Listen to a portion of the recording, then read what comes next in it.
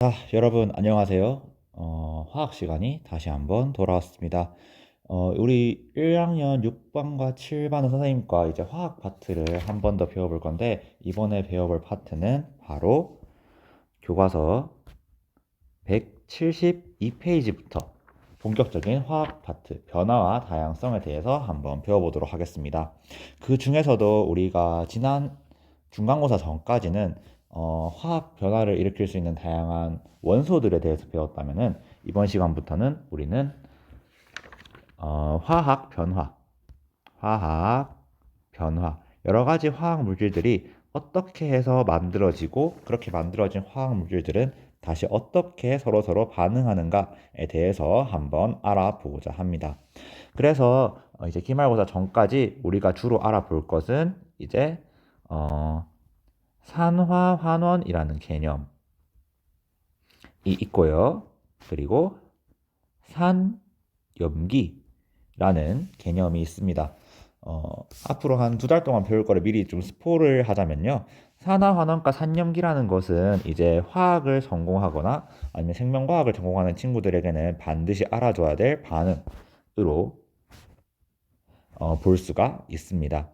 이렇게 대부분의 모든 반응들이 산화환원 반응과 산염기 반응으로 일어나기 때문에 이 반응 두 가지를 잘 이해한다면은 여러분들이 앞으로 어떤 화학 반응식을 보거나 어떠한 화학 변화를 보더라도 이제 조금 더 해석하는 데 쉬울 수가 있겠죠. 그래서 이번 시간에는 이 본격적인 개념들을 배우기에 앞서서 화학 변화가 사용된 예시들에 대해서 한번 알아보고자 합니다. 즉, 이번 시간의 주제는 01. 지구와 생명의 역사에 변화를 가져온 화학 반응들을 위주로 한번 알아보도록 하겠습니다. 자, 지구와 생명의 역사에 변화를 가져온 화학 반응들이라 하면은 상당히 여러 반응들이 있어요. 그 중에서도 크게 3가지 상황에 대해서 이제 선생님이 간단하게 설명을 하고, 그리고 여러분들이 각자 한번 알아보도록 하겠습니다. 어, 우선 우리가 우주 단원에서 배울 때 세상은 어디서부터 시작했다고 했었죠? 그렇죠. 가장 작은 점에서부터 폭발한 빅뱅을 통해서 여러 가지 우주가 만들어졌었고, 이 우주들 안에서 다시 태양계와 지구가 만들어졌다라고 이야기했었습니다. 지구. 자, 그러면 우리가 이번 시간에 알아볼 거는 지구 안에서 나타나는 여러 가지 반응들에 대해서 한번 알아보려고 해요. 우리가 맨 처음에 지구는 어떤 상태라고 했었죠? 그렇지. 완전 뜨거운 마그마 바다 상태다라고 이야기했었어요. 이 마그마 바다 상태에서 지구가 점점 식으면서 생겨난 게 바로 육지와 이번 시간에 조금 더 주로 알아보게 될 바다입니다. 이 바다라는 것이 처음 생기기 시작하면서 어떠한 변화가 나타나기 시작해요. 자, 바다라는 게 나타나기 시작하면서 맨 처음에는 지구가 이제 산소라는 게 거의 없었습니다.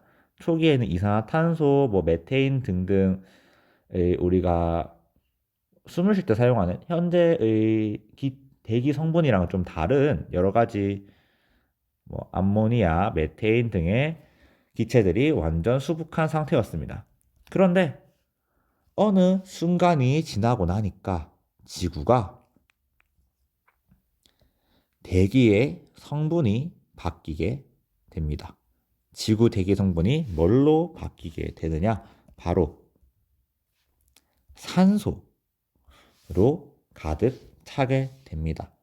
초반에는 있었던 기체인 암모니아, 뭐 그리고 메테인, 그리고 쌤 말로 했던 아까 이산화탄소 등등이 어떻게 산소 기체로 바뀔 수가 있었을까요?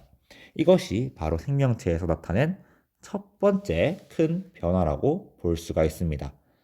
자, 일단 본격적인 주제에 대해서는 나중에 한꺼번에 얘기하도록 할게요.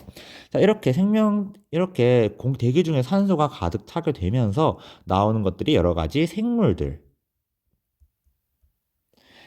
나올 수 있게 되었습니다. 이러한 생물들이 나오게 되면서 이 안에는 인간도 포함되어 있겠죠. 그래서 인간 같은 경우에는 선생님이 앞에서도 그림을 몇 번 보여줬었는데 오스트랄로피테쿠스에서부터 점점 사람으로 진화하고 있다라는 걸 볼 수가 있어요. 자, 그런데 당시 원시인들, 원시인들이 이제 최초로 발견해낸 것이 있습니다. 바로 뭐였죠? 그렇죠. 원시인들이 최초의 발견 업적이라고 볼 수 있는 어, 별로 그렇게 안 보이네요. 바로 불입니다. 그렇게 안 보이네요. 자, 원시인들이 처음으로 불이라는 것을 발견해내게 됩니다. 그리고 불을 발견하게 되면서 사람이 문명이라는 걸 이루고 농사를 짓고 살기 시작하게 되었는데 이 과정에서 한 가지 단계가 더 거쳐납니다. 처음에는 농사만 짓고 살던 구석기, 신석기의 사람들이 어떠한 두 번째 과정을 통해서 서로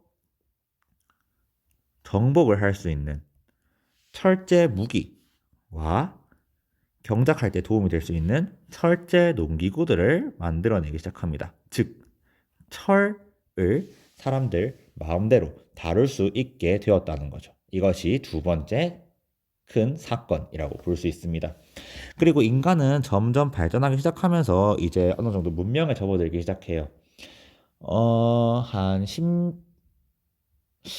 정확한 시기까지는 선생님도 잘 기억이 안 나는데, 사람들이 이제 문명을 이루고 살기 시작하면서 불편함을 느끼는 곳이 하나 있습니다. 바로 어떠한 일을 하는데 힘이 너무 많이 든다라는 거죠.